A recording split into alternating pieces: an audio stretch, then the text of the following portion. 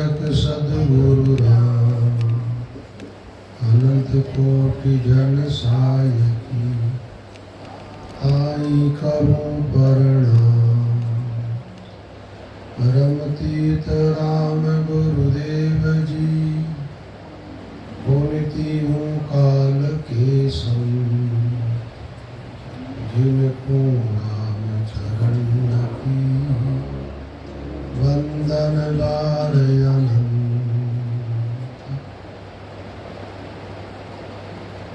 शेष सूर शशि के उदय, दिए न होत उजास, सतगुरु ज्ञान ज्योत से, हृदय होत प्रकाश। हृदय होत प्रकाश, परम अंधियारो भागे, सपना मत संसार, जान सोवत सो जागे। फर्क भजे परमात्मा, रखे न मैली आस। शेष सूर शशि के उदय, ये न होत उजास। सर्वप्रथम अखिल ब्रह्मांड नायक जगत पिता श्री राम कृपालु के पावन चरण कमलों में प्रणाम प्रस्तुत करते हुए, पश्चात स्वामी श्री रामचंद्र जी महाराज के पावन चरणों में प्रणाम नमस्कार करते हुए,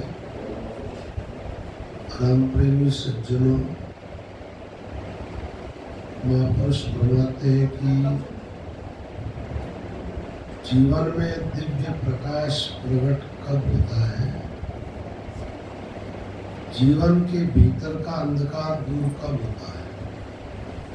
देखो, इस ब्रह्मांड के अंदर रात्रि होती है तो सूर्य उदय होने पर प्रकाश हो जाता है और रात्रि का अंत हो जाता है, अंधकार दूर हो जाता है। लेकिन वापस सूर्यास्त होता है, फिर अंधेरा होता है। और यहाँ बाहर का प्रकाश कितना ही हो जाए तो ही हमारे भीतर प्रकाश प्रकट नहीं होता, और भीतर प्रकाश प्रकट नहीं होता है तब तक हमें आत्म साक्षात्कार नहीं होता है। अपनी आत्मा जो है अपने शरीर के अंदर है, तो शरीर के भीतर रहने वाली आत्मा का हमें साक्षात्कार करना है, आत्मा का अनुभव प्राप्त करना है, आत्मा का कैसा स्वरूप है उसको देखना है। तो उसके लिए अपने भीतर प्रकाश की जरूरत है, बाहर के प्रकाश से काम नहीं बनता। तो यहाँ महाराज फरमाते भाई, सहज सूर शशि के उदय, हजारों सूर्य एक साथ उदय हो जाए और हजारों चंद्रमा एक साथ उदय हो जाए तो भी हमारे भीतर का अंधकार सूर्य और चंद्रमा से दूर नहीं होता है। तो भीतर का अंधकार दूर कैसे होता है, भीतर प्रकाश प्रकट कैसे होता है? तो महाराज फरमाते हैं, सद्गुरु ज्ञान उद्योतते हृदय होत प्रकाश।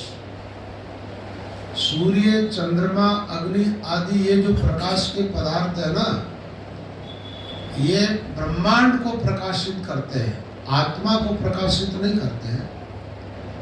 ये प्रकृति से उत्पन्न हुई, जो माया से उत्पन्न हुई वस्तु है, प्राणी है, पदार्थ है, उन सबको तो ये अपने प्रकाश में दिखा देते हैं, लेकिन इनके प्रकाश से आत्मा दिखाई नहीं देती। दो चीज दिखाई नहीं देती, एक तो आत्मा और दूसरा परमात्मा। आत्मा और परमात्मा दोनों को देखना है तो उसके लिए जरूरत है सद्गुरु के ज्ञान के प्रकाश की। अच्छा, सद्गुरु का ज्ञान हमारे भीतर किस प्रकार प्रकाश प्रकट करता है और भीतर का अज्ञान रूपी अंधकार कैसे दूर होता है, आत्म साक्षात्कार किस प्रकार होता है, तो उसके लिए महात्माओं ने बड़ी सुंदर बातें बताई। अभी एक भजन सुना आप लोगों ने, इस भजन के बहुत ही बढ़िया भाव है। इस भजन के अंदर पहला शब्द यह है, अब हम सद्गुरु शब्द पहचाने। गुरु महाराज के शब्द की हमें पहचान हुई। अच्छा, पहचान हुई तो कैसा? पहचान का मतलब क्या? एक शब्द है जो दिया, आपने सुन लिया, अभी तक पहचान नहीं हुई। पहचान का मतलब यह है कि गुरु महाराज के द्वारा जो हमें मंत्र दिया जाता है, जो शब्द गुरु महाराज सुनाते हैं, उस शब्द का पहले साक्षात्कार करना, वो कितना महत्वपूर्ण है। उस शब्द के अंदर कितनी अलौकिकता है, कितना सामर्थ्य भरा हुआ है। उस शब्द की साधना करने से हमारे भीतर क्या क्रांति घटित होने वाली है, इन सारी बातों का जब हमें पता चलता है तो समझो कि हमने उस शब्द को ठीक ठीक पहचाना। एक सामान्य आदमी के लिए राम शब्द बोलो तो जैसे दूसरे शब्द है वैसा ही ये शब्द है, लेकिन साधना करने वाले किसी महापुरुष से पूछो और ये शब्द नहीं है, ये तो मंत्र है। अच्छा, मंत्र भी है तो ये मंत्र कैसा है? बोले समस्त मंत्र जितने हैं, वैदिक मंत्र हो चाहे पुराणिक मंत्र हो चाहे साबर मंत्र हो, उन सारे मंत्रों पर शासन करने वाला ये मंत्र है। सारे मंत्रों को शक्ति प्रदान करने वाला ये मंत्र है। इसका मतलब ये मंत्र सारी शक्तियों का पुंज है। इस मंत्र के अंदर अपार शक्तियां हैं जिसका कोई बारा पार ही नहीं, और अनंत शक्तियां, अनंत सामर्थ्य इस मंत्र से प्रकट होता है। महात्माओं ने नाम का सुमिरन किया इसी मंत्र का, जो राम नाम तारक मंत्र आपको दिया जाता है। उस मंत्र से देखो उन महात्माओं में कैसा कैसा सामर्थ्य आ गया। उन महात्माओं ने मरे हुए मुर्दों को जिंदा कर दिया। उन महात्माओं ने थोड़े से लड्डुओं के अंदर हजारों लोगों को जिमा दिया। उन महात्माओं ने पानी का घी बना दिया इस मंत्र के प्रभाव से। इस मंत्र के प्रभाव से बड़े बड़े ग्रंथों की रचना कर दी महात्माओं ने। अपन जिस वाणी जी का पाठ कर रहे हैं 36,000 शब्द है। वाणी जी की संख्या जो है 36,000। तो इतनी विशाल वाणी प्रकट हुई है। कहां से हुई है? इसी शब्द से हुई है। रामचंद्र जी महाराज ने इस शब्द की साधना की। साधना की तो इस शब्द का सामर्थ्य उनके भीतर प्रकट होता गया। उनका शरीर जो है उसको चिन्मय बना दिया। रामचंद्र जी महाराज का शरीर तेजपुंजमय हो गया था। जो कथा आपको कई बार सुनी हुई है कि उनके शरीर के अंदर से कोई चीज पार हो जाती, अटकती नहीं थी। ऐसे अलौकिकता कहां से आई भाई? बोले इस शब्द से आई। कौन सा शब्द? जो गुरु महाराज ने मंत्र दिया राम नाम, इस मंत्र के अंदर से ऐसा सामर्थ्य प्रकट हुआ। अनंत महात्मा रामचंद्र जी महाराज के से इस नाम का महत्व इतना है जिसका मैं वर्णन नहीं कर सकता। अनंत ही है, जिसकी कोई सीमा नहीं। अनंत महात्मा, अनंत पुण्य। इस नाम का सुमिरन करने से जो पुण्य प्रकट होता है, अक्षय पुण्य प्रकट होता है, और उस पुण्य की भी कोई सीमा ही नहीं रहती। पुण्य से क्या होता है? आत्मा सुखी होती है। सुख दे के जहाँ पुण्य करो, दुख दे के जहाँ पाप, अपनों की ओ सगराम के भूते आपो आप। राम जी राम। तो पुण्य जो प्रकट होता है, पुण्य से आत्मा सुखी रहती है। तो कहते हैं नाम तो अपने आप में सुख का सागर है। सुख का सागर राम जी, दुख का भंजनहार। राम चरण तजिए नहीं भजिए बारंबार। सुख का सागर राम जी, दुख दरिया संसार। सुख सागर चल जाविए दातू तज बेकार। तो अनंत पुण्य इस नाम के प्रभाव से प्रकट होता है। आत्मा अनंत युगों के लिए सुखी हो जाती है। और वही जन्म मृत्यु रूपी दुख भी मिट जाता है। दूसरा जो त्रेताप आदि जो काल क्लेश है, इससे तो आत्माएं मुक्त होती है। तो शब्द की पहचान होने का मतलब है उसका महत्व ठीक ठीक हमारी समझ में आ जाना चाहिए। और जिन जिन साधकों को इस राम मंत्र का महत्व ठीक समझ में आया है, नाम सुमिरन करने, जितना सुमिरन ज्यादा करोगे उतनी नाम की शक्तियां, नाम का महत्व, नाम का सामर्थ्य, नाम का प्रभाव आपकी समझ में आता जाएगा। एक तो सदगुरु का सत्संग सुनते रहो, और दूसरा नाम का सुमिरन करते रहो। और जब ठीक ठीक समझ में आ जाएगा कि नाम तो सर्वशक्तिवान उस ईश्वर से संबंध रखता है ना, तो जितने देवी देवता आदि के पास में कोई सामर्थ्य है, कोई शक्ति है, तो वो किसकी? ईश्वर की दी हुई है। थोड़ी थोड़ी थोड़ी थोड़ी शक्तियां भगवान ने बांटी है सबको, और वो अपनी भगवान की दी हुई शक्तियों से उनके पास जितना है ना, उतना सा वो लोगों का काम कर देते हैं। अब जैसे मान लो इस संसार के अंदर धनवान लोगों को धन दिया परमात्मा ने, ऐसा मानो, तो अपने अपने सामर्थ्य के अनुसार लोग उस धन से सेवा करते हैं। ऐसे देव देवताओं के पास दिया हुआ सामर्थ्य, उससे वो थोड़ा बहुत काम कर देते हैं। लेकिन सुप्रीम पावर कौन है? वो परमात्मा है, वो सर्वशक्तिवान है। उनके सामने सबकी शक्तियां गौण हो जाती, तुच्छ हो जाती। तो भगवान का, भगवान के नाम का महत्व ठीक ठीक समझ में आएगा, तो ये जो भ्रांतियां पाल करके बैठे हो, झूठ को सच मान करके बैठे हो और भ्रम के कारण भटक रहे हो इस दुनिया के अंदर, कभी कहाँ कभी कहाँ, वो भटकाव एकदम मिट जाएगा। तो इस भजन के अंदर पहला शब्द क्या है? पहला सूत्र महाराज ने दिया कि अब हम सद्गुरु शब्द पहचाने। अब जब गुरु महाराज की शरण में गए, गुरु महाराज ने मंत्र दिया, मंत्र का महत्व समझाया, और हमने गुरु की आज्ञा का पालन किया और गुरु महाराज ने बताया वैसे सुमिरन किया। देखो, नाम का जप सब लोग करते हैं, लेकिन सदगुरु के द्वारा जो युक्ति प्राप्त होती है और उस युक्ति से युक्ति पूर्वक जो साधक नाम का सुमिरन करते हैं, उनके सुमिरन में और सामान्य लोग जो राम नाम का जप करते हैं उसमें काफी अंतर होता है। तो पहले नाम गुरु महाराज से धारण करना, प्रथम नाम सदगुरु से पाया, श्रवणा सुन के प्रयोग जाया। दूसरी बात, प्रथम कीजिए गुरु की सेवता सगले निरंजन देव। तो पहले जीव को गुरु की शरणागत होना पड़ता है। शरणागत होने का अर्थ है कि अपनी बुद्धि की अटकलें लगाना बंद करना पड़ता है। धर्म के विषय में आप अपनी अटकलें मत लगाओ। लोग क्या कह रहे हैं उनकी बातें भी स्वीकार्य नहीं है, क्यों? लोगों को शास्त्रों का ज्ञान तो है नहीं, ईश्वर तत्व का ज्ञान तो है नहीं, ईश्वर का महत्व लोगों की समझ में आया नहीं, भगवान के नाम का महत्व समझ में आया। तो वो लोग कोई बात कहते हैं तो उनकी बात स्वीकार करने योग्य नहीं होती है।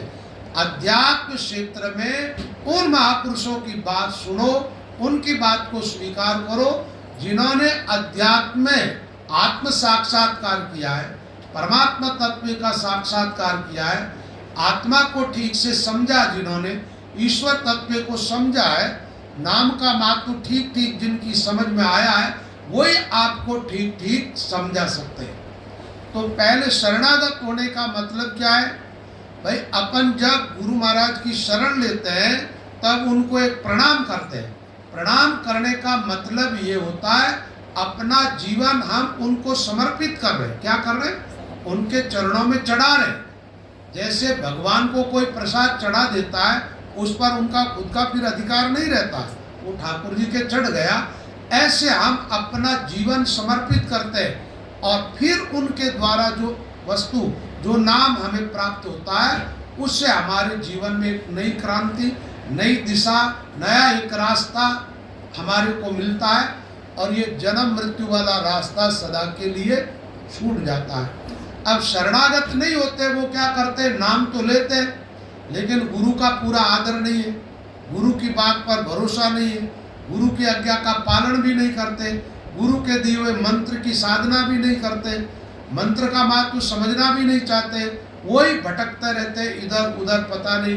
बकावत है मूर्ख के गुरु तीन है भोपा भरड़ा बाण, और उधर वो भटकाव में चलते रहते हैं।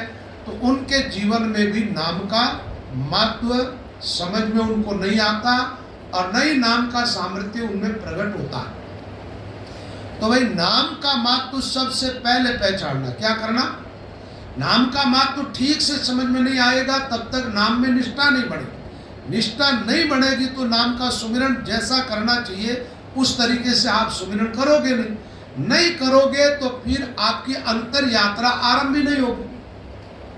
भाई मोक्ष प्राप्ति के लिए आपको बाहर कहीं भटकने की जरूरत नहीं है। बाहर तो जाते हो ना, बुरी तरह थकान लेकर के आते हो, पैसे खर्च करके आते हो और घर आने के बाद 2-4 दिन रेस्ट करना पड़ता है और बाहर जितने भटकाव में जाते हो उतनी नाम की साधना छूटती है तुम्हारी और स्थिर होकर के नाम साधना में लगते हो तो आप क्या है, आपकी अंतर यात्रा आरंभ होती है भीतर की तरफ। मोक्ष का मार्ग सत्पुरुषों ने कहाँ बताया भाई?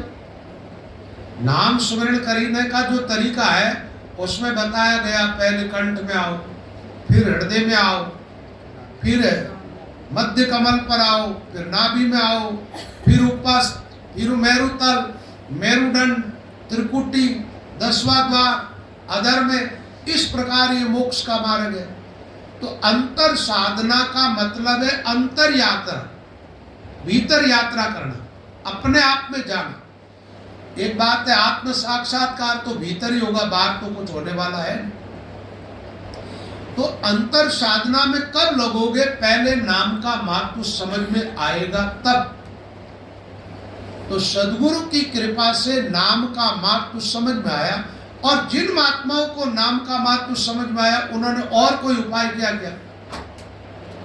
उन्होंने नाम सुमिरन किया और कोई उपाय का सहारा भी लिया और किसी मंत्र का जप किया और किसी देव देवताओं को मनाने के लिए गए और किसी की उपासना की।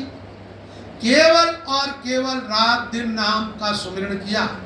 श्वासोश्वास के मुख राम चले रसना, मुख में दिन राती, धीरज ध्यान अडोलन डोले, आसन मार उकासु छाती। निश्वासर भज राम सनेही, नाम लिया निर्मल नर दे। भजरे मन राम निरंजन को, जन्म मरण दुख भंजन को। 12 वर्ष भजन कर छकिया, 98 वाणी पीछे बकिया। निरंतर राम नाम के सुमिरन में लगे। एक बात है, एक साधना में लगोगे तो आपकी यात्रा आरंभ हो जाएगी, मंजिल मिल जाएगी। अनेक साधनाएं करने वालों को सफलता नहीं मिलती है। अब मान लो आप चौराहे पे खड़े हो, 2 मील आप पूरब की तरफ गए, रास्ता ठीक नहीं, वापस आ गए। फिर 2 मील पश्चिम में चले, वहां से भी वापस आ गए, ये भी ठीक नहीं। फिर 2 मील उत्तर की तरफ चले, फिर आ गए वापस। 2 मील दक्षिण की तरफ चले, अब चल गए 8 मील लगभग और रहे कहाँ? जाके कहाँ? ऐसे भटकने वाले लोगों को कभी सफलता नहीं मिल सकती। इसलिए सद्गुरुओं के पास बैठ करके नाम का महत्व समझो, भगवान की महिमा ठीक ठीक समझो, ठीक ठीक समझ में आ जाएगी, काहे को भटको। एक बात है, कोई करोड़पति अरबपति आदमी का छोरा है, वो भीख मांगने थोड़ा ही जाएगा। उनको भीख मांगने कहाँ जरूरत पड़ रही है? ऐसे राम जी सर्वशक्तिवान है, सर्व सामर्थ्यवान है, सर्वत्र व्यापक राम की सत्ता है। आप जो कुछ भी करते हो आपके हर एक कर्म का साक्षी है वो। सर्वत्र पाणि पादम तत् सर्वतो अक्षि शिरोमुखम।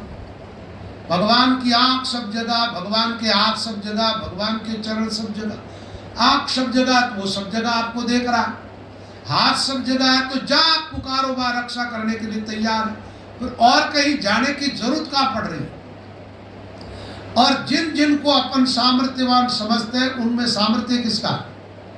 एक बात है, देवताओं में अगर वर्तमान में सबसे ज्यादा पूजा किसकी होती है? हनुमान जी की होती है। हनुमान जी की पूजा। अच्छा एक बात बताओ, हनुमान जी ने क्या किया था? नाम का सुमिरन किया। राम के भक्त है वो, इसलिए राम का सामर्थ्य उनमें प्रकट हुआ। किसका? राम का सामर्थ्य। तो अब आप विचार करके देखो, यह हनुमान जी में इतना सामर्थ्य कहां से आ गया? नाम के मात्र से। राम चरण बल राम के लांग्यो समंद लंगूर। रामचंद्र जी महाराज कहते हैं समुद्र 400 कोस का सागर एक छलांग में पार कर गए। तो नाम की महिमा को ठीक ठीक समझना है। पहला सूत्र क्या है इस भजन का? अब हम अच्छा, ये शब्द को पहचाना, लेकिन किसकी कृपा से ये पहचान में आया? अपने आप कोई नहीं समझ पाएगा।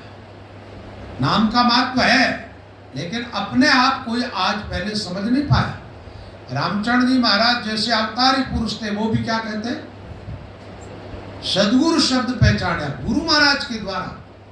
गुरु महाराज ने शब्द दिया, गुरु महाराज ने शब्द का महत्व समझाया, तो हमारी समझ में आया। अच्छा, समझ में आया तो क्या हुआ? बोले हमारी भूल मिट गई। आपको मिटाना क्या है? सबको अपनी भूल मिटाना। क्या भूल गए? हम अपनी आत्मा को भूल गए। एक बात है, आपको शरीर तो याद है, शरीर में तो आप जी रहे हो, लेकिन आप में से कितने लोग हो जो आत्मा में जीते हो? और ये तो जानते हो शरीर के मिटने के बाद भी आत्मा तो रहती है।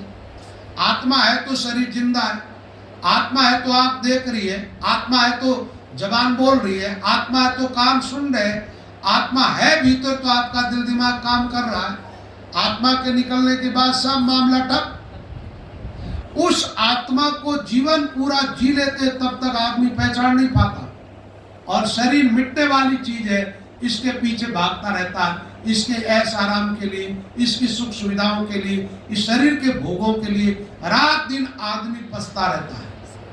तो इस भूल को मिटाना है कि हम शरीर नहीं है तो क्या है? हम है आत्मा। क्या है? आत्मा। और आत्म रूप में हमने ये शरीर धारण किया है, और एक दिन ये शरीर हमें छोड़ना पड़ेगा। क्यों? शरीर प्रकृति से हमें मिला है, और ये प्रकृति को ही देना पड़ता है। कोई भी व्यक्ति शरीर को कायम हमेशा के लिए अपना मान करके अपने साथ नहीं रख सकता। अपने बडेरे मरे, मरना वो भी नहीं चाहते थे, लेकिन उनको ये शरीर छोड़ना पड़ा। जब उनको शरीर छोड़ना पड़ा है तो फिर आपका शरीर कायम कैसे रह जाए? किसी का भी नहीं रहेगा। इसलिए पहचानो, ये शब्द की पहचान करो, और फिर अपने आप को दो हिस्सा में बांट करके देखना चालू करो। एक शरीर है, दूसरी आत्मा है। आत्मा अजर अमर अखंड अचल अविनाशी है, अचिद्य अदाय अक्लेद्य अशोष्य नित्य है, सर्वगत है। आत्मा ऐसा अविनाशी अविचल तत्व है। उस तत्व को पहचानो, और इस मरण धर्मा शरीर है, इससे थोड़ा आगे बढ़ो। लेकिन आत्मा की तरफ आपकी यात्रा होगी कब? पहले सदगुरु के द्वारा मंत्र ग्रहण करोगे, इस मंत्र का महत्व समझोगे, गुरु महाराज की बताई युक्ति के अनुसार आप श्वासोश्वास भजन में लगोगे, आपकी अंतर यात्रा आरंभ होगी, और भीतर जो आत्मा है उस आत्म तत्व का आपको अनुभव होने लगेगा। जब आत्म साक्षात्कार होगा तो भूल मिटी ना। पहले हम आत्मा को भूले हुए थे, और गुरु महाराज मिले तो आत्म साक्षात्कार कराया, आत्मा की स्मृति हुई, आत्मा की याद हुई, तो ये क्या हुआ? भूल मिटी। एक बात है, गीता सुनाई भगवान कृष्ण ने अर्जुन को, 700 श्लोकों में गीता है। गीता का पूरा उपदेश सुनाने के बाद भगवान ने कहा, अर्जुन क्या तुम्हारा मोह दूर हो गया? अज्ञान नष्ट हुआ? क्या तूने मेरे उपदेश को ठीक से सुना? तब लास्ट में अर्जुन ने क्या कहा? नष्टो मोह स्मृति लब्धा त्वत् प्रसादात् मयाच्युत। भगवान कहते हैं अर्जुन कहता भगवान से, प्रभु आपकी कृपा से मेरा अज्ञान जनित मोह नष्ट हो गया। अच्छा, मोह नष्ट हो गया। नष्टो मोह स्मृति लब्धा। स्मृति यानी कोई चीज को भूल जाते हैं, जब उसकी स्मृति आ जाती है, अपने याद आती है ना, तो बोले मैं स्मृति को प्राप्त हो गया। नष्टो मोह स्मृति लब्ध्वा त्वत् प्रसादात् मयाच्युत। स्थितो अस्मि गत संदेह। मेरा संशय दूर हो गया, और करिष्य वचनम तव, मैं आपकी आज्ञा का पालन करूंगा। तो अर्जुन को स्मृति किसकी हुई? आत्म साक्षात्कार, परमात्मा का साक्षात्कार। फिर अर्जुन ने कहा, ये शरीर तो वैसे ही मरने वाला ही, ये सब अधर्म के पक्ष में खड़ा है, इनको तो सबको मरना ही है, तो मरे हुए को मारने में कोई दिक्कत नहीं आई उसको। तो बात ये भाई, जब आत्मा की स्मृति होगी तब समस्या का समाधान होगा, और नहीं तो नहीं होगा। एक जन्म गए तो मरना बाकी रहा, जो जन्मते हैं उन सबको मरना पड़ता है। मरे वो फिर जन्मेंगे, जन्मे तो मरना बाकी, मरे तो जन्मना बाकी, ऐसे ये चक्कर चलता रहेगा। और जन्म मृत्यु के बीच का जो मामला है ना, इसके अंदर कितनी परिस्थितियों का सामना जीव को करना पड़ता है। इन सारी समस्याओं का समाधान हो जाता है जब आप ईश्वर आराधना में लग जाते हो, गुरु की आज्ञा का पालन कर लेते हो, गुरु के बताए हुए मंत्र को ठीक ठीक समझ लेते हो और भजन में लग जाते हो। तब तो वाणी जी का शब्द है, अब हम सदगुरु शब्द पहचाना, भागी भूल भया मन चेतन, भूल मिट गई। अब भया मन चेतन का मतलब क्या हुआ? अब हम अपने आप को चेतन के रूप में स्वीकार कर रहे हैं। इतने दिन अपने आप को क्या मानते थे? ये शरीर है, वही मैं हूं बस। अब मानते शरीर जड़ है और हम चैतन्य आत्मा के रूप में, शरीर से विलक्षण, शरीर के साक्षी, शरीर को जानने वाले। एक बात है, बचपन हमारी आत्मा के सामने निकला शरीर का, जवानी आत्मा के सामने से गुजरी, बुढ़ापा गुजर रहा है और आत्मा की साक्षी में ही शरीर मिटेगा। तो भागी भूल, ये भूल थी वो मिट गई। अब भूल के कारण ही जीव ईश्वर को छोड़ के औरों को पूछता। एक बात बताओ, कोई आदमी अपने घर की तरफ पीठ करके भागता है, कहता मैं अपने घर जा रहा हूं, आप उसको क्या कहोगे? पागल कहो। भाई समझदार आदमी तो ऐसा काम नहीं कर सकता, घर की तरफ पीठ करके भागे और कहता है कि मैं अपने घर जा रहा हूं। लेकिन जिसकी बुद्धि विपरीत हो गई, अब विवेक काम नहीं कर रहा ठीक ठीक, तो अपना घर छोड़ करके उल्टा भागता है। अच्छा, ऐसी हालात सब जीवों का। एक बात बताओ, जीव किस कारण से बने? भैया आप रामायण पढ़ो, चाहे गीता, चाहे भागवत, चाहे वाणी, सब पर एक स्वर में एक बात मिलती है, जीव ब्रह्म का अंश है। जो रवि का प्रतिबिंब हो, घट पर्दा दूरा भया, जीव ब्रह्म नहीं दो। ईश्वर अंश जीव अविनाशी, चेतन अमल सहज सुखराशि। भगवान कहते ममई वांशो जीव लोके जीवभूत सनातन मन षष्ठानि इंद्रियाणि। तो यहाँ सब जगह एक स्वर में ये बात कही गई है कि जीव ईश्वर का अंश है। अब ईश्वर का अंश जीव है तो इस जीवात्मा को ईश्वर की तरफ जाना चाहिए, अपने पिता की तरफ जाना चाहिए, जब इनको अपना घर मिलेगा। अब जीव ईश्वर का अंश है और जीव संसार में पूछता किसको फिरता? शूद्र देवी देवताओं के पीछे भागता है, कभी कहां कभी कहां कभी कहां कभी कहां, ईश्वर की तरफ नहीं चलता और सब कामों में लगा हुआ। अभी ईश्वर की तरफ चलने के लिए इनसे कहो कि आधा घंटा से भजन चालू करो, घंटे भर से भजन चालू करो, भगवान की तरफ थोड़ा बढ़ो, कदम बढ़ाओ। आदमी 50 बहाना खड़ा कर देता है, टाइम नहीं है, वो है 50 तरह की बातें करता है। अब धन कमाने के लिए तो ऐसी कोई बातें खड़ी नहीं करता आदमी, ऐसा कोई बहाना नहीं बनाता है। जाना है तो टाइम पर, ऑफिस जाना है, दुकान पे जाना है, फैक्ट्री जाना है, जहाँ जाना हो। लेकिन भजन साधन के अंदर आदमी आनाकानी करता है। इसका मतलब क्या है? वो विपरीत दिशा में चल रहा है। अभी उसको अपना मार्ग तो समझ में ही नहीं आया, आपको है किसका, आप किसके हो, कहां से आए हो, यहाँ किस काम के लिए आए और कौन सा कार्य करके वापस जाना कहां, पता ही नहीं आपको। और अपने घर नहीं पहुंचोगे तब तक भटकते रहोगे, तब तक क्या करोगे? कहीं भी चले जाओ। तो जब भूल मिटेगी, चैतन्य तत्व समझ में आएगा, भागी भूल भया मन चेतन, और घर ही में गोविंद जाने। गोविंद यानी परमात्मा, ईश्वर को कहां पर पाया? घर का मतलब इस घर की बात नहीं कही है महात्माओं ने, अपना ये शरीर है ना, इसको महात्माओं ने घर कहा। आत्मा किस घर में रह रही? शरीर इस घर में रह रहा, लेकिन आत्मा शरीर रूपी घर में रह रही। इसी घर के अंदर जब आत्मा जगेगी, आत्मा जब चेतन हो जाएगी, आत्मा में जब विवेक जगेगा, भीतर जब प्रकाश प्रकट होगा, आत्मा की जब आंखें खुलेगी, आपकी भीतर की आत्मा देखने लगेगी, तो इसी घर के अंदर आपको आत्मा के द्वारा उस परमात्मा तत्व का साक्षात्कार होगा। तो महात्मा कहते हैं राम जी को कहां पाया? जिन पाया जिन घटी में। रामचंद्र जी महाराज कहते हैं मेरी छोड़ो, मैंने तो घट में पाया, लेकिन मेरे अलावा जिस किसी ने आज पहले आज आगे कोई पाएगा ईश्वर को तो अपने आप में पाएगा। बाहर फिर बाहर भटकोगे तो जन्म बैग चला जाएगा और जन्म आपका इंतजार नहीं करेगा। ऐसा नहीं है कि आपको जो शरीर मिला है ना, आप भजन साधन में नहीं लगो तो आपका इंतजार करेगा कि तुम नहीं लगो जब तक मैं टिकाऊ रहूंगा। रहता है क्या?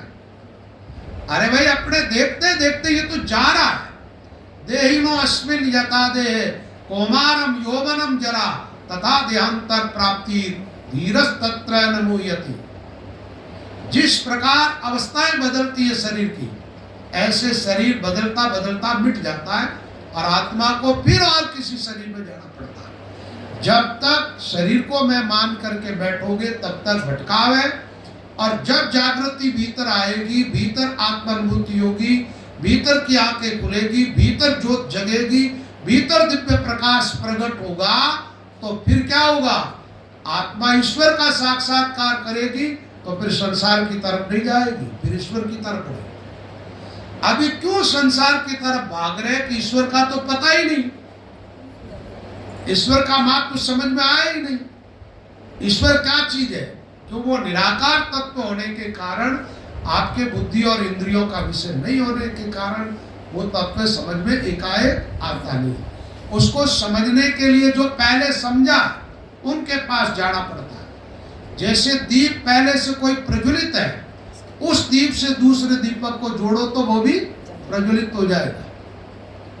नहीं जुड़ेगा तब तक उसमें आग प्रकट नहीं होगी, तो प्रकाश फैलाने की क्षमता उसमें नहीं आएगी।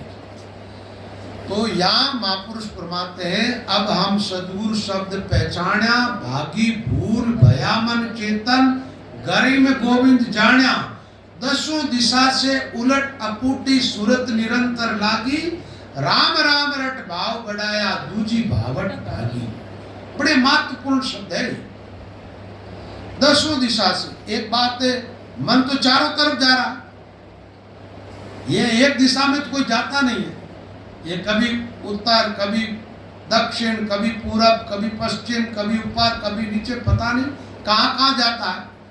तो महापुरुष कहते हैं जब हमारी अंतर यात्रा आरंभ होती है, अंतर्मुख साधना में हम लगते हैं, श्वासोश्वास भजन करने लगते हैं, तब चारों तरफ से मन सिमट करके किधर आ जाता है?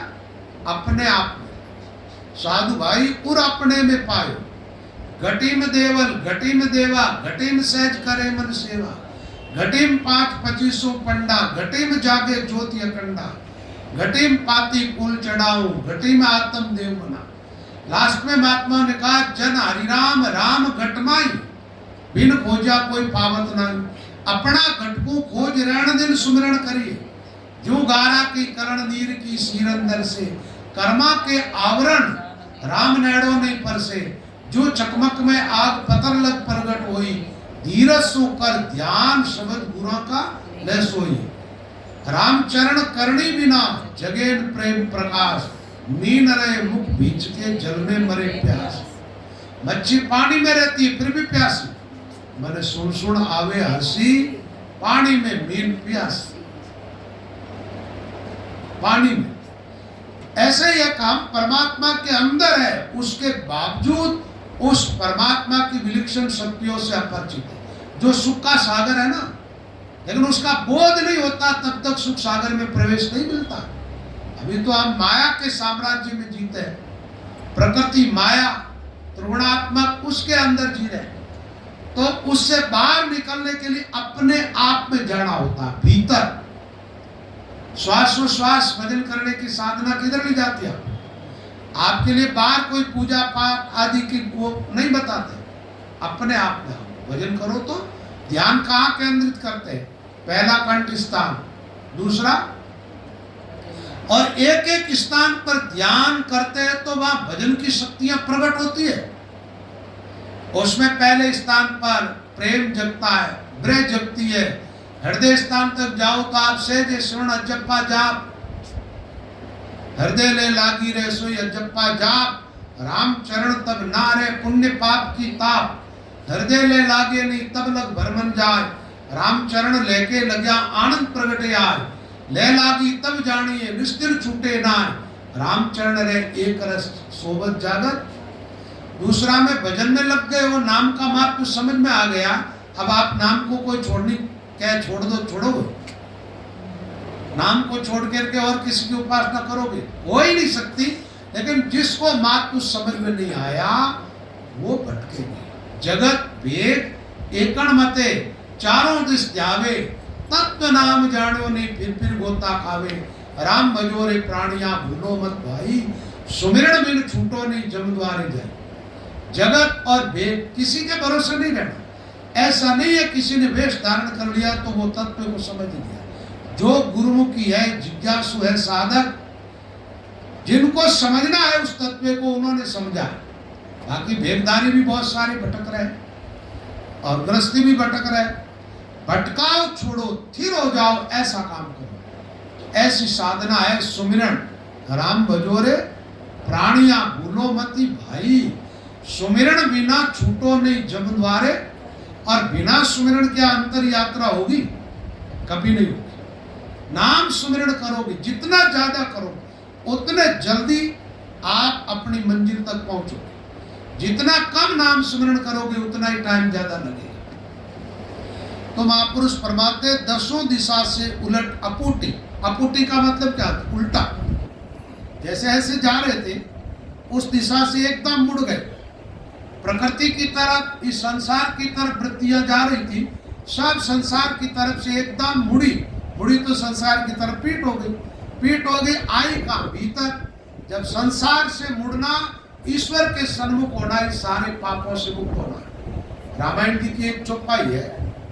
भगवान राम कहते हैं सन्मुख होई जीव मोई जग ही, जन्म कोटि अगनासे। सन्मुख होने का अर्थ क्या? ये वृत्तियां दसों दिशा से उलट जाना और राम जी की तरफ हो जाना, ये है सन्मुख होना।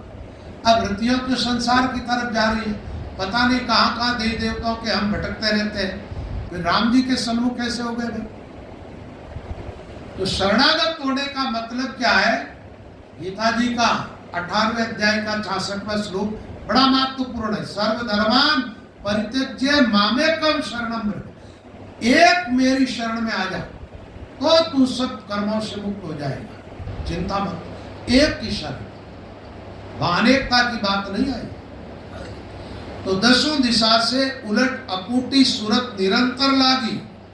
अच्छा, अब सूरत शब्द में लगी तो क्या हुआ? राम राम रट भाव बढ़ा है। अब जो जो राम नाम का सुमिरन हुआ त्यों त्यों राम जी के प्रति भाव बढ़ता गया। दूजी भावट भागी। दूसरी तरफ जो भावना थी, उधर की भावनाएं धीरे धीरे खत्म होती गई और भाव किसके प्रति जगे? राम जी के प्रति। राम राम रट भाव बढ़ाया, दूजी भावट भागी। कोई ध्यावत पीर पैगंबर, कोई दसों अवतारा, हम तो सकल एक कर दे क्या अक्षर दो ही बजाना। अब कोई पीर पैगंबर, अब अवतारों की तरफ भी जाओ तो अनेकता की तरफ जाओगे। दो अक्षरों में आ जाओ, सब इसके अंतर्गत आ गए। एक बात है, 2400 अवतार राम जी से ही तो हुए, तो राम जी तो एक ही है ना। आकार उनके अलग अलग, कार्य उनके अलग अलग, लेकिन प्रगट एक से हुए, लय एक में हुए। उस एक तत्व को, मूल कारण को समझने की जरूरत है। तो रामचंद्र जी महाराज कहते हैं हम तो सकल एक कर दे क्या।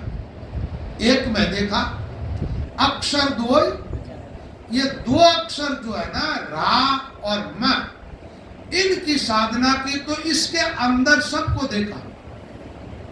ये सब यहीं से प्रकट हुए। वाणी जी का एक शब्द है, राम नाम निज मूल, तास मद सकल पसारा, इच्छा ओम आदि 3 14 विस्तारा, चत्र 20 33 करोड़ त्रिशाखा माई, काकी करिए सेव पूजिए काको नाई। राम चरण सारी सृष्टि एक शब्द विस्तार, जैसे पतवा वृक्ष में निकले जड़े अपार। रामचरण एक बीज में वृक्ष तनो विस्तार, दाल पान फल फूल सब जड़ छिलका वो बाहर। बट वृक्ष का बीज देखा आपने, छोटा सा होता है, उसको मिट्टी और पानी का संयोग मिले तो उसमें से वृक्ष निकलता है, विराट पेड़, और उस पेड़ पर अनेकों बीज आते हैं। उन सारे बीजों को यदि ठीक संयोग मिले तो बट का ही पूरा जंगल तैयार हो जाए। ऐसे ही इस रकार अकार मकार से विश्व प्रकट हुआ, ये सब का मूल कारण। तो महाराज कहते हैं इन 2 अक्षरों में हमने सबको देखा। नाम जब किसका किया? राम नाम का। साधना राम नाम की। इसके भीतर रामचंद्र जी महाराज ने क्या देखा? राम को देखा, राम का साक्षात्कार किया, और फिर साक्षात्कार करके वाणी में अपार ज्ञान उन्होंने प्रकट कर दिया। तो कहते हैं हम तो सकल एक कर दे, क्या अक्षर दो मजा रहा। एक बात और बताई, और ऐसी दृष्टि रहे मन ने चल, ऐसी दृष्टि सारी सृष्टि रची करता की, करता सबके माई। ये हम ज्ञान लिया गुरु गम से, घटवत दी से ना। सारी सृष्टि किसकी रची? देखो ये बातें कई बार बताई हुई है सत्संग में। एक तो ईश्वर है, 2 ईश्वर की शक्तियां। तो ईश्वर की दोनों शक्तियों तो सृष्टि रचना का काम करती है, और ईश्वर हो गए शक्तिमान। तो शक्तिमान महान होता है शक्तियां। एक तो आप है, और एक आपके द्वारा कोई सामर्थ्य प्राप्त करके आगे काम करता, आप उससे तो महान हो ना। तो ईश्वर की 2 शक्तियां, एक माया शक्ति और एक जीव रूपा शक्ति। इन दोनों ने मिलकर के इन सब जीवों की रचना कर दी। लेकिन सारी सृष्टि रचयिता कौन है? वो शक्तियां किससे प्रकट हुई? ईश्वर से। मूल कारण तो ईश्वर हुआ। तो सारी सृष्टि रची कर्ता की, अब वो रचने वाला कर्ता कहाँ है? बोले सृष्टि के अंदर समाया। कर्ता सबके मान, लेकिन इसका ज्ञान सबको नहीं है। रामचंद्र जी महाराज कहते हैं हमें हुआ, तो वो कैसे हुआ? ये हम ज्ञान लिया गुरुगम से, कि कर्ता सब में है। राम जी से सृष्टि की रचना हुई, प्रणय में सारी सृष्टि राम में जाकर ले होती है, और वो राम सारी सृष्टि में समस्त प्राणियों में समाया हुआ। गीता में भगवान कहते ईश्वर सर्वभूतानां हृदय से अर्जुन तिष्ठति ब्राह्मण सर्वभूतानि यत्रारूढ़ानि माया। ईश्वर समस्त प्राणियों के हृदय के अंदर विराजमान। नहीं तो हृदय कौन चला रहा? आप चला रहे। ईश्वर की शक्ति, और एक का हृदय नहीं, कीड़ी से लेकर कुंजर तक, ब्रह्मा तक, सबके भीतर बैठ करके इस सिस्टम को चला रहे। एक बात, ये पंखा तो एक यंत्र है, इसमें लाइट का पावर नहीं आवे तो ये चलेगा? नहीं चल सकता है ना। ऐसे प्रकृति से माया से शरीर यंत्र बनता है, लेकिन इस यंत्र के अंदर चेतना ईश्वर की है। ईश्वर का अंश है ना जीव, तो जीव ईश्वर से जुदा थोड़ा ही हुआ, जुड़ा हुआ है, ईश्वर अंश है। और वो चैतन्य शक्ति सब प्राणियों के भीतर काम करती है। वो चेतन जीवात्मा शरीर को मैं मानती है, तब फिर शरीर पर शरीर धारण करती है। और वो चेतन जीवात्मा ईश्वर को अपना मानती है, तब वो ईश्वर में लय होकर के मुक्त हो जाती है। ये हम ज्ञान लिया गुरुगम से, घटवत दी से। अब रामचंद्र जी महाराज कहते हैं मुझे कहीं भी ऐसा नहीं यहाँ परमात्मा थोड़ा यहाँ ज्यादा, ऐसा नहीं दिखता। वो परमात्मा भरपूर दिखाई दे रहा। राम ही राम सबे भरपूरण, राम बिना नहीं खाली जागा। जल में थल में वायु पावक में, जैसे सूतक साज तगाई तगा। घट घट व्यापक राम कहीजे, उत्तम मध्यम व्यवहारा। जो जावे सोई पद पावे, जामे पेरन। अब रही बात के उस राम की उपासना जो आत्माएं करेगी वो सब मुक्त हो जाएगी, बाकी आत्माओं को भटकना पड़ेगा। तो ये हम ज्ञान लिया गुरुगम से, घटवत दी से नहीं। फिर कहा कि ऐसी दृष्टि वह मन ने चल कि राम ही राम है। हमारे दाएं बाएं ऊपर नीचे आगे पीछे बाहर भीतर सर्वत्र राम की सत्ता निराकार रूप में है। दिखाई तो नहीं देती है, लेकिन देखने वाली आंख नहीं है। बाकी आंख हो तो दिखती भी, वो आंख खुलेगी आप अपने आप में। अभी आपकी आत्मा की आंखें तो बंद है, शरीर की आंखें खुली हुई। अब शरीर की आंखें खुली है तो शरीर की आंखों से तो माया दिखती है। और आत्मा की आंख खुलेगी तो अब वहां प्रकाश होगा तो खुलेगी। क्या अंधेरे में आप कुछ देख सकती है? तो प्रकाश होगा कैसे? आप रोज एक स्तुति बोलते हैं गुरु महाराज की, आप हो गुरुदेव दिनपति। किसको कहते हैं? सूर्य। दिन का पति कौन? सूर्य है तो दिन है, नहीं तो दिन क्या है? उरनयन की उर नाम हृदय का है। आप उर और नयन दो शब्द है, हृदय और आंख। हृदय की आंखों के यानी आत्मा की आंखों के आप सूरज हो। कौन? गुरु महाराज। आपके ज्ञान से भीतर जब प्रकाश प्रकट होता है, उस प्रकाश के अंदर हृदय के अंदर जो आत्म तत्व है उसकी आंखें खुलती है। उन आंखों से वो आत्मा में जो ईश्वर का संबंध है, आत्मा के साथ ईश्वरीय तत्व जुड़ा हुआ है, उस ईश्वर का आत्मा साक्षात्कार करती है। ऐसा साक्षात्कार करके फिर जो महात्मा बोलते हैं, उन महात्माओं की वाणी को हम क्या कहते हैं? अनुभव वाणी। अनुभव यानी अनुभव करके फिर बोलना। कोई चीज को ठीक ठीक देख करके और फिर उसके बारे में बताना, ये क्या हो गया? अनुभव करके बोलना। और एक सुनी सुनाई बात बोलना, अनुभव कुछ भी नहीं है। भीतर आंख से कुछ भी देखा नहीं है, केवल सुनी सुनाई बातें बोलना। तो सुनी सुनाई बातों के अंदर उतना दम नहीं होता है। अनुभव वाणियों के अंदर बड़ी शक्ति सामर्थ्य होता है। और नयन के तुम देव अज्ञता तिमनासे, अज्ञान रूपी अंधकार को नष्ट करने वाले कौन? सदगुरु जी महाराज। अज्ञान छाया हुआ भीतर, तब तक भीतर काली रात है, बारे बारे चांदनों और भीतर काली रात। भीतर जब अज्ञान रूपी अविद्या मिटेगी, अंधकार मिटेगा, प्रकाश होगा, फिर किसी प्रकार का भ्रम जीवन में रहेगा नहीं। और भ्रम से छुटकारा पाते आप एकदम एक जो तत्व है उस पर कायम हो जाएगी। ऐसी दृष्टि रहे मन नेचल। नेचल का अर्थ क्या होता?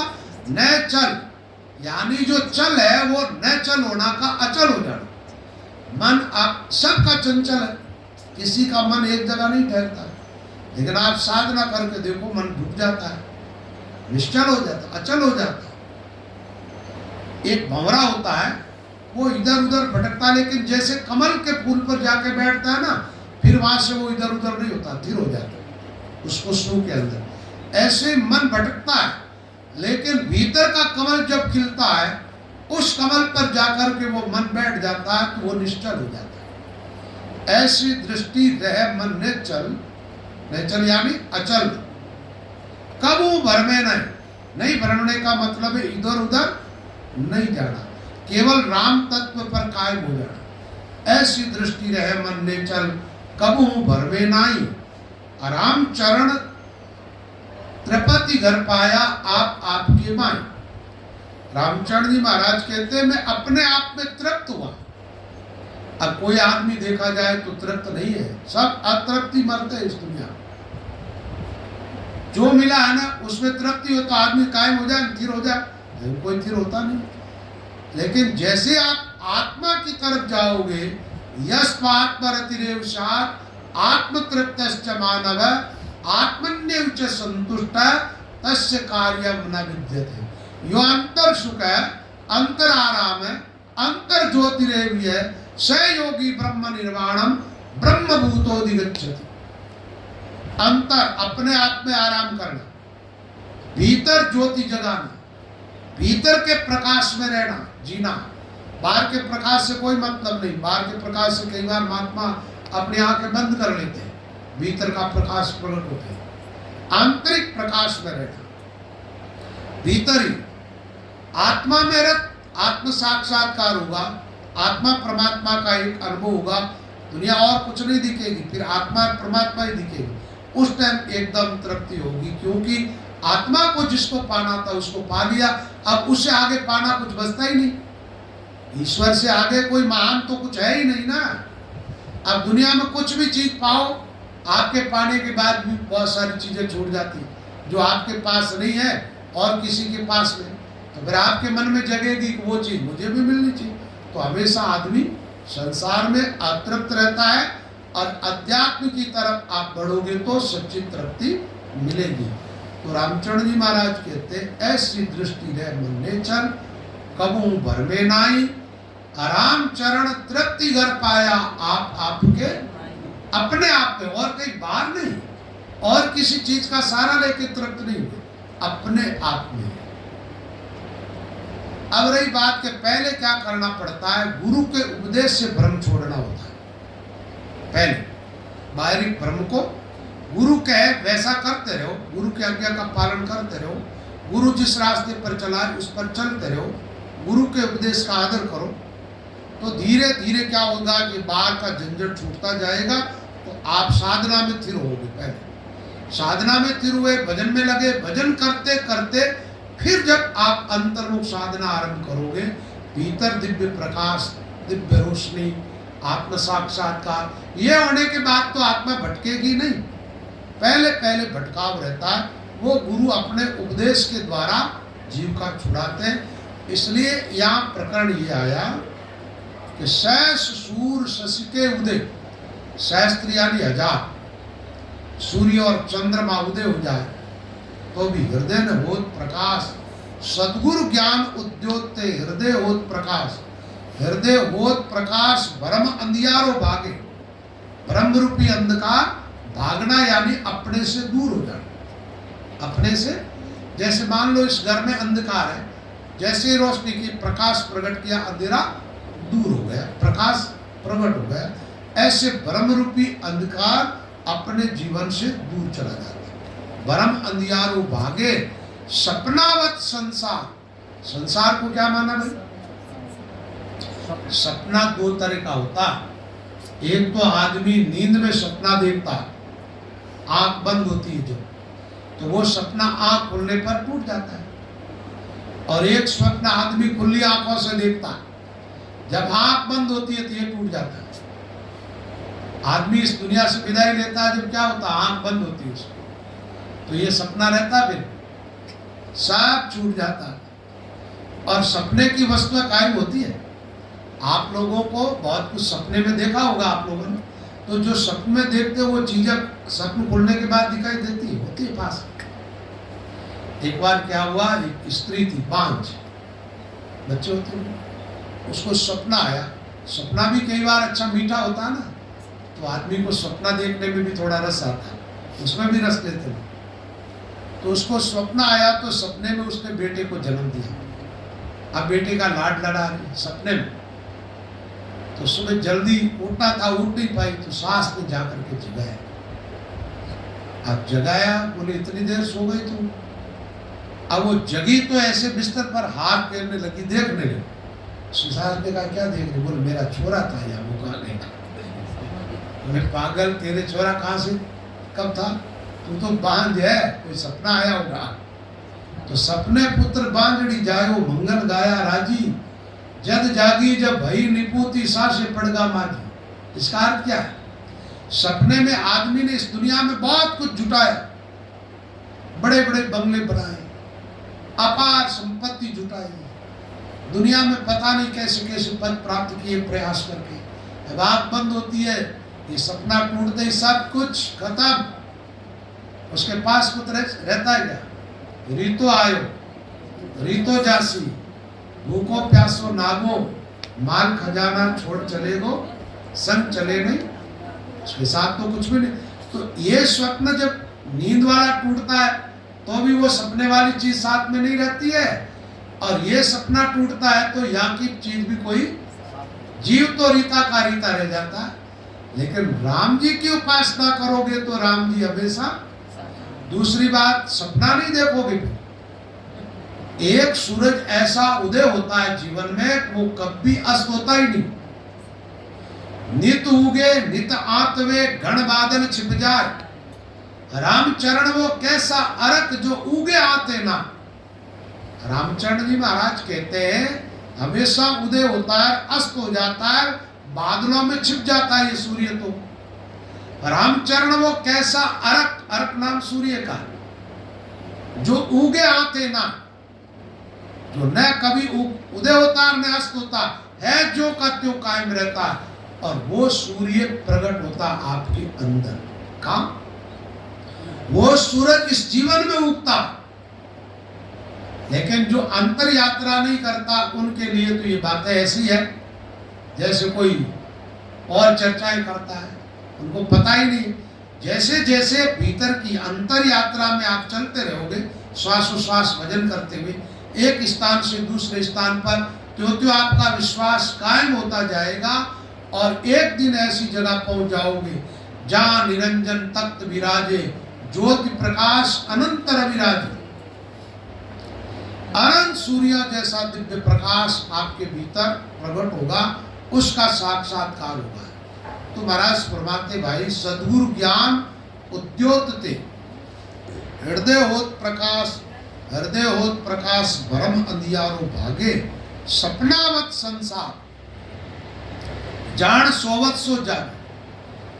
अब ये ऐसी घटना घटित होती है जैसे कोई आदमी सूता है गहरी नींद में, सपना देख रहा है और जगता। ऐसी क्या होता है, ज्ञान प्रकट होता है, तब इस दुनिया में जीव जगता है तो उनको लगता है ये संसार तो पूरा स्वप्नवत है।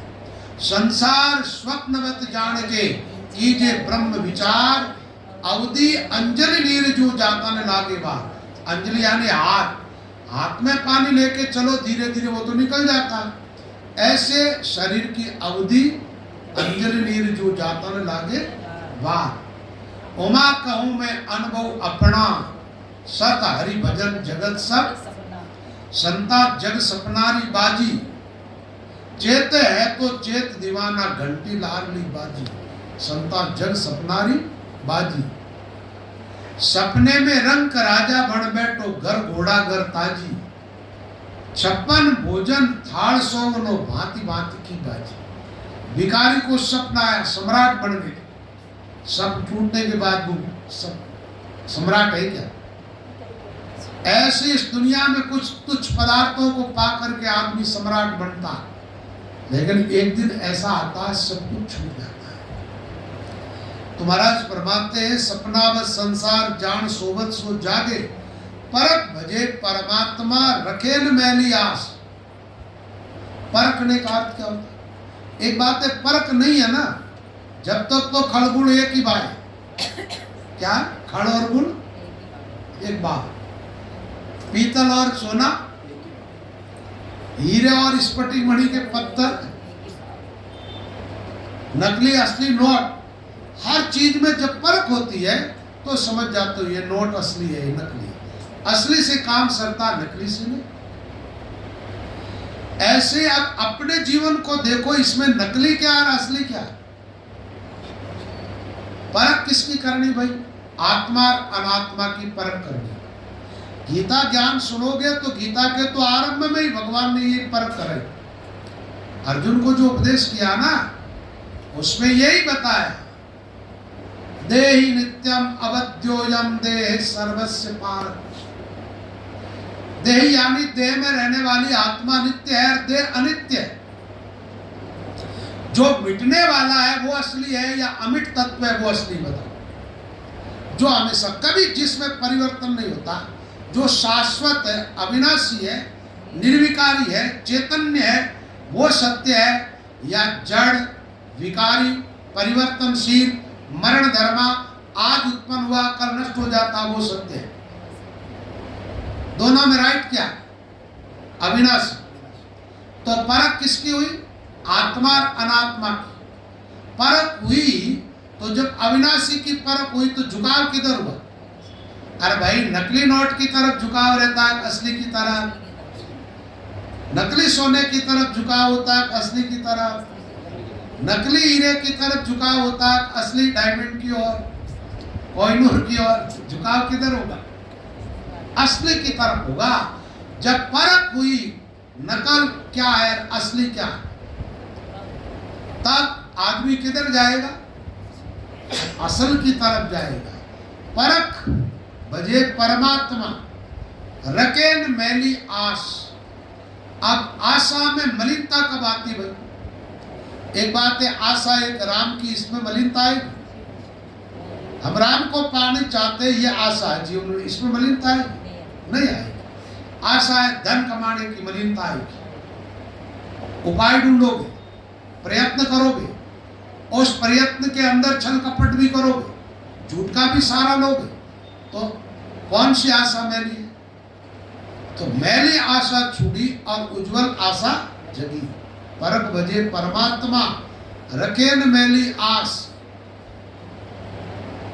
शेष सूर शशि के उदय ये न होत प्रकाश। हृदय में दिव्य प्रकाश प्रकट करने चाहते हो, सबसे पहली बात है कि गुरु की शरणागत हो जाओ, सदगुरु की शरण में जाओ, सदगुरु का उपदेश सुनो, सदगुरु का आदर करना सीखो, सदगुरु की आज्ञा का पालन करना सीख गए तो आपको बहुत कुछ आ जाएगा। कबीर साहब कहते हैं, गुरु सदगुरु आज्ञा आवई, सदगुरु आज्ञा जाय, के कबीर वे प्राणिया आवागमन मिटाए। फिर महापुरुष फरमाते हैं, परो होई आदीन दीन होई प्रश्न करिए, जो जो उत्तर करे सोई ले हृदय धरिए। गुरु गोविंद सम जान भान मन की अंतराई, गुरुमुख ज्ञान विचार डार दूजी चतुराई। मनसा बाचा राम भज तज सब और सकाम, राम चरण तब पाइए निर्वे पद विश्राम। बड़ी अच्छी बात महाराज ने बताई। रामचरण जी महाराज कहते हैं, परो होई आदीन, गुरु के अधीन होना। एक बात है, कोई किसी के अधीन नहीं होता ना, तब तक उनकी बात को वो पूरी स्वीकार नहीं करते। उसकी मर्जी है तो करेगा, नहीं मर्जी है तो, और अधीन है तो आज्ञा मानेगा ही। जो जिसके अधीन है उसकी बात तो वो मानेगा ही मानेगा। तो महाराज फरमाते हैं, सबसे पहले तो गुरु के अधीन हो जाओ। देखो, अर्जुन जब तक भगवान कृष्ण के अधीन नहीं हुआ ना, तब तक उन्होंने सही उपदेश किया ही नहीं। जब दूसरे अध्याय के 7वें श्लोक में अर्जुन ने शरणागति स्वीकार की है कृष्ण की, कृष्ण को अपना गुरु माना है, अपने आप को शिष्य बन करके कृष्ण के चरणों में समर्पित किया। उसके बाद भगवान कृष्ण ने गीता का उपदेश आरंभ किया। क्योंकि जो गुरुमुखी नहीं है, उन लोगों को कितना ही महत्वपूर्ण ज्ञान बताओ, उस ज्ञान की वो अवहेलना कर देगा, सुनी अनुसुनी कर देगा बात। बिना आदर, बिना श्रद्धा, बिना निष्ठा बात स्वीकार नहीं होती। तो महाराज कहते, परो होई आदीन दीन होई प्रश्न करी। अपने जीवन में जो जो शंकाएं है, जो जो समस्या है, आत्मा तत्व के बारे में समझने के लिए प्रश्न करना है, तो दीन होकर के विनम्रता पूर्वक उन महापुरुषों को प्रणाम करते हुए उनसे प्रश्न करना चाहिए। प्रश्न करने का एक तरीका है। गीता के 4वें अध्याय में भगवान कृष्ण कहते हैं, तद विद्धि प्रणिपातेन परिप्रश्नेन सेवया उपदेशन्ति ते ज्ञानम ज्ञानीन तत्वदर्शिन। जो तत्वदर्शी महात्मा है वही ज्ञानी। ताकि ये जो 4 साखी सीख करके किसी को सुना देना, ये तो बहुत सरल काम है। उसको महात्माओं ने ज्ञानी नहीं कहा, उसको बातचीत ज्ञानी कहा। तो तत्व ज्ञानी महात्माओं की शरण में जाकर के सबसे पहले उनको प्रणाम करके तत्व को समझने की कोशिश करो। प्रणाम करो, सेवा करो, फिर प्रश्न करो, फिर वो जो उत्तर दे उसमें श्रद्धा करो। श्रद्धावान लगते ज्ञानम तत्पर संयत इंद्रिय। तो यहाँ बताया गया, परो होई आदीन दीन होई प्रश्न करिए, जो जो उत्तर करे सोई ले हृदय धरिए। तुम्हारे प्रश्न का जो गुरु उत्तर देते हैं, तुम्हें जो ज्ञान समझाते हैं, उसको एक एक शब्द को श्रवण करके हृदय में धारण करो। जो जो उत्तर करे सोई ले हृदय धरिए। आप गुरु के प्रति आदर के भाव कैसे होने? बोले, गुरु गोविंद सम जान भान मन की अंतराल। भीतर के मन के अंतराल को मिटाओ और गुरु को गोविंद के रूप में स्वीकार करो। एक समझने की बात है, सामान्य आदमी एक पहाड़ से पर्वत खोद करके लाते, पत्थर शिलावट गढ़ता है और मंदिर में प्राण प्रतिष्ठा करने के बाद शायद भगवान के रूप में उनको स्वीकार कर ले, जबकि वो मूर्ख बोलती नहीं है। सदगुरु तो बोलते हैं, तुम्हारी शंकाओं का समाधान करते हैं। तो उनको ईश्वर रूप समझने में, मानने में क्या जोर आ रहा? गुरु, यहाँ गुरु महिमा में तो यहाँ तक बात आती है, गुरु गोविंद से अधिका हुई या सुन रिस करो मत को, प्रथम गुरु सो भाव बदावे गुरु मिलिया। पहले गुरु के प्रति अच्छे भाव जगेंगे तो गोविंद की प्राप्ति होगी। गुरु के प्रति भाव ठीक नहीं है तो गोविंद की प्राप्ति। अच्छा एक बात बताओ, आप गुरु को गोविंद के रूप में स्वीकार नहीं करोगे तो ईश्वर को अपने हृदय में कैसे स्वीकार कर लो? वो तो दिखाई नहीं दे रहा ना, निराकार तत्व है, उसकी तो पहचान ही गुरु के उपदेश के द्वारा होती है। इसलिए महाराज प्रमात्मा है, भीतर के अंतराल ये दूरी को मिटाओ और गुरु को स्वीकार करो। किस रूप में? गुरु गोविंद समझान भान मन की अंतराई, गुरुमुख ज्ञान विचार डार दूजी चतुराई। अपनी चतुराया, अपनी बुद्धि का परिचय मत दो, अपनी चतुराई को एक तरफ करो और गुरु के मुंह से जो ज्ञान प्रकट हो रहा है उस ज्ञान को सुन करके हृदय में धारण करो, उसको स्वीकार करो। मनसा वाचा राम भज। रामचंद्र जी महाराज फरमाते हैं, गुरु का उपदेश क्या मंत्र देते हैं, साथ में क्या कहते हैं? राम भजन करो। तो मन क्रम वचन से राम भजन करना है। मन को किस में लगाना? भजन में। जबान से उच्चारण क्या करना है? राम करना।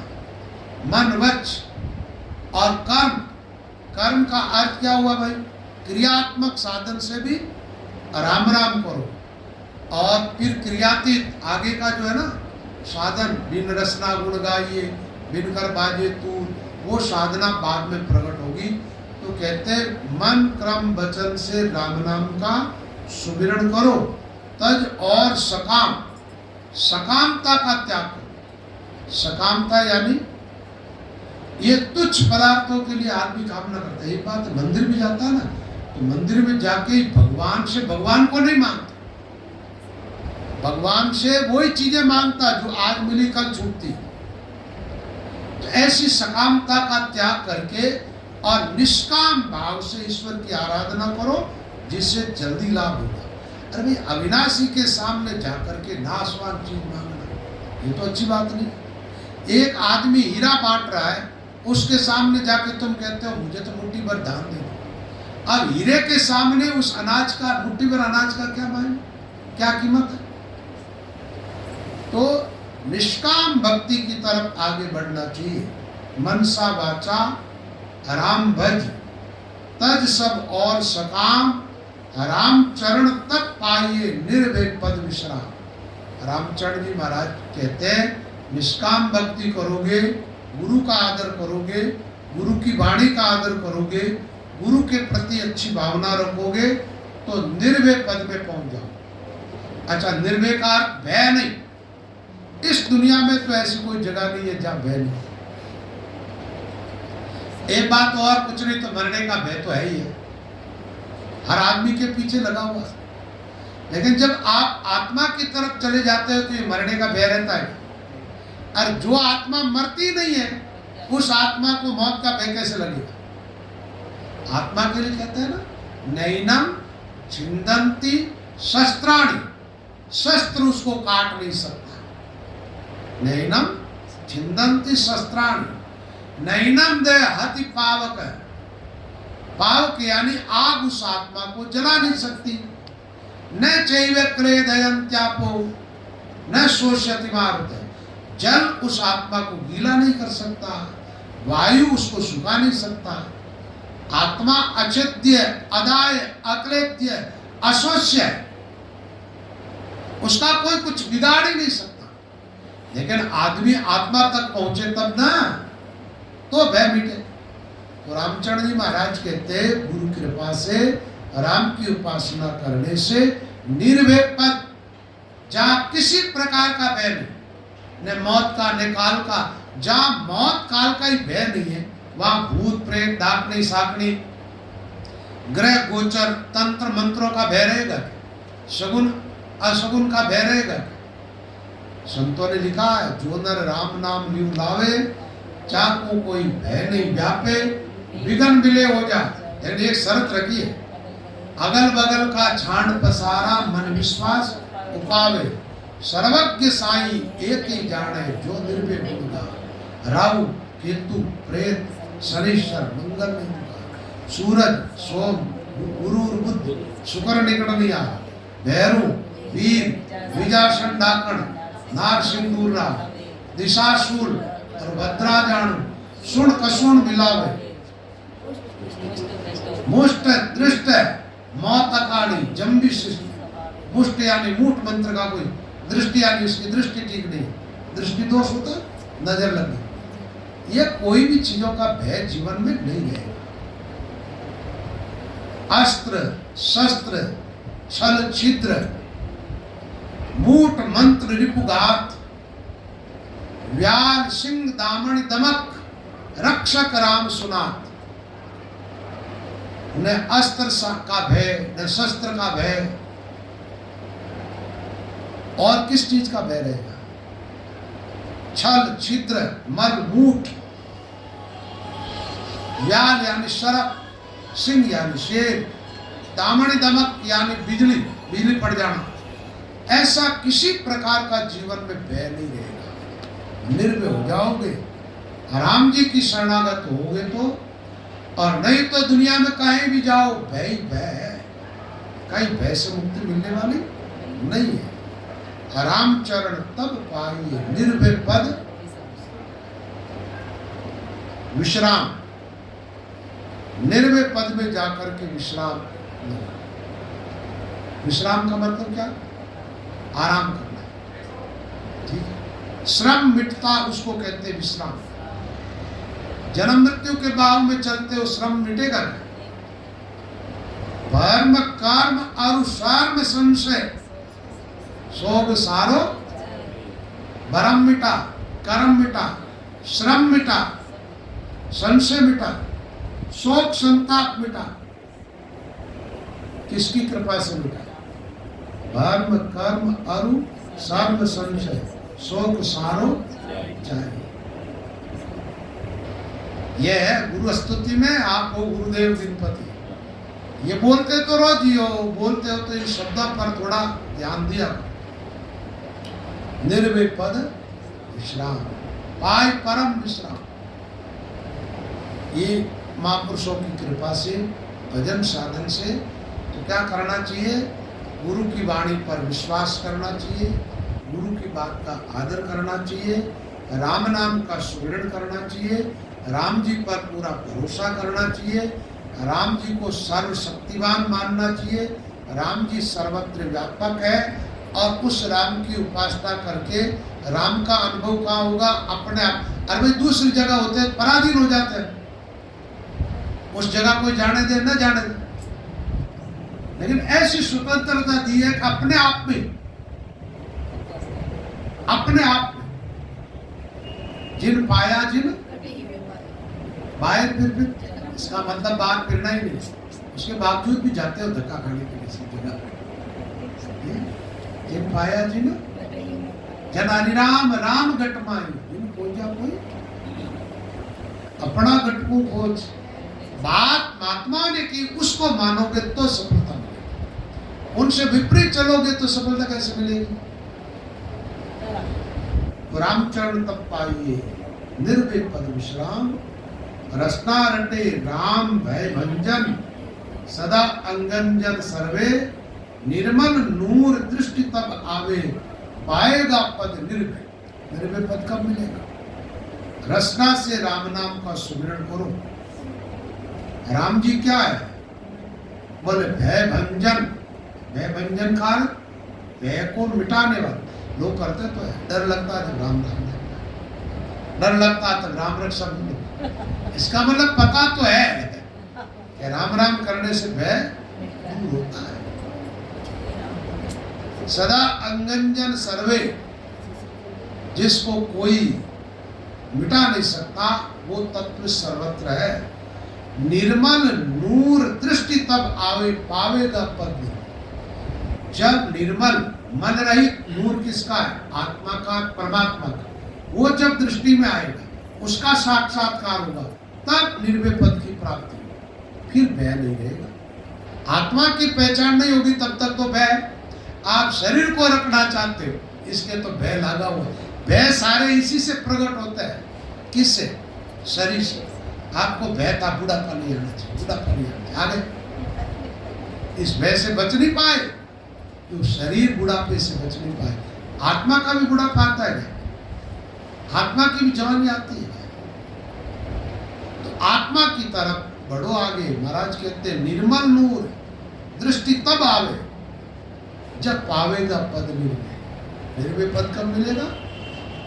निराकार तत्व को पहचानो, आकार से थोड़ा आगे बढ़ो।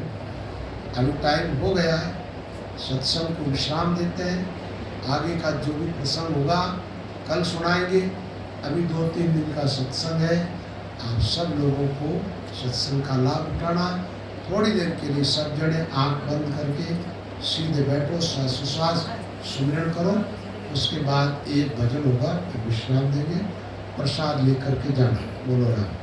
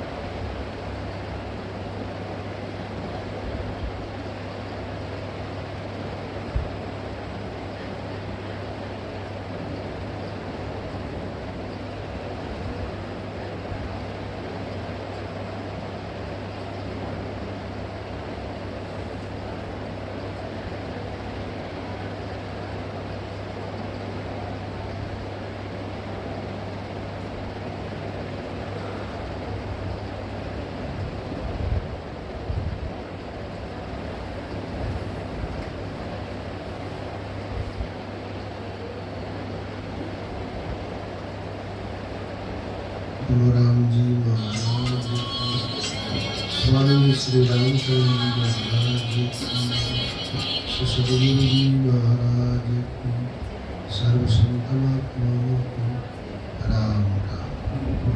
एक